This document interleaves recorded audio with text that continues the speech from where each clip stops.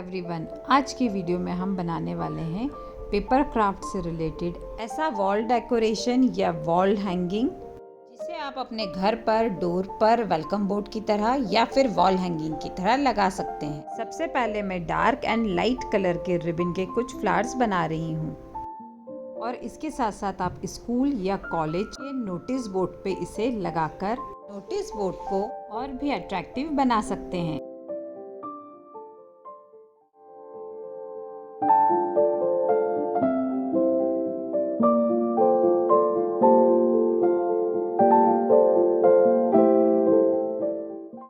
Light and dark pink colour के रोज flowers ready हो चुके हैं। अब EVA शीट फॉर्म वाली ली है।